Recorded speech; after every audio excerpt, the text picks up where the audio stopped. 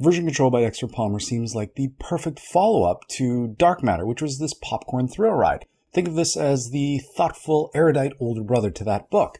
Now, when the book opens, we're introduced to Rebecca Wright. She's a functioning alcoholic working from home for a matchmaking site called Lovability, fielding customer support calls.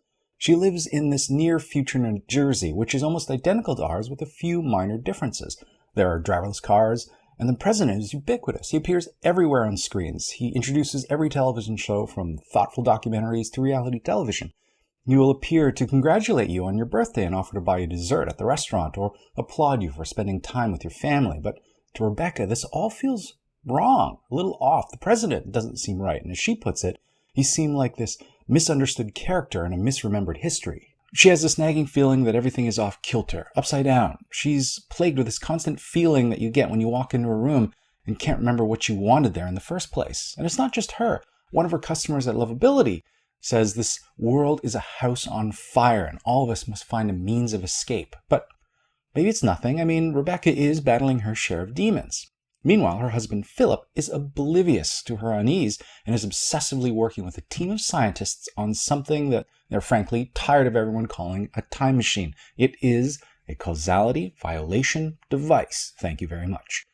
And there it is, our massive quantum mechanic Chekhov gun, looming black and mysterious off in the periphery. It continues to sit there as Palmer meanders around, poking at ideas of philosophy, culture, and technology.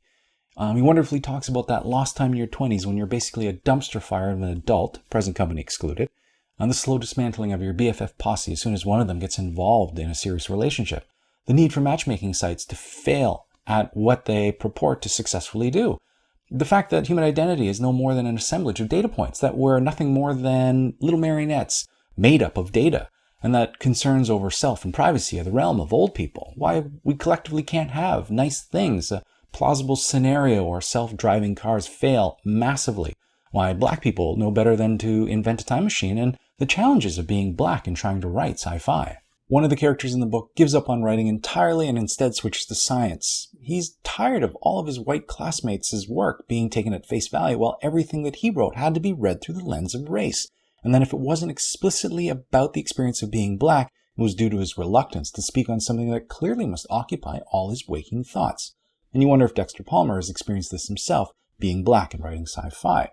Interestingly, Dexter Palmer gained his doctorate at Princeton, writing a thesis on the works of James Joyce, William Gaddis, and Thomas Pynchon, and also awesomely was a host to the first conference ever at an Ivy League school on video games. So clearly he's probably a level 26 Team Instinct.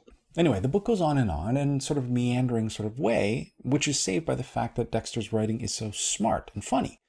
But you can't help but feel a little off balance like Rebecca in the story. I mean, when are we going to get to all that wibbly-wobbly, timey-wimey stuff? And you feel a little impatient and off balance. One of the characters in the story tellingly states, science fiction is a fantasy in which the science always works. And you can't help but wonder, what sort of long con is Dexter Palmer playing at here? I really enjoyed sinking my teeth into this one. While Blake Crouch's Dark Matter felt like it just zipped by, this feels like traveling that same road on foot, taking in a lot of the smaller little details. It was the perfect follow-up to Dark Matter. Anyway, I hope you guys have had a great reading week, and we'll talk to you soon.